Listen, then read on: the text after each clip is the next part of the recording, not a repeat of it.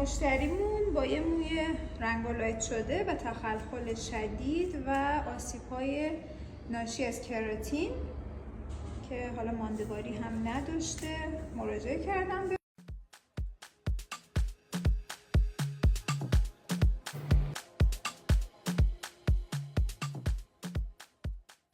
W1 میریزم برای ریشه ها که طبیعی هستش.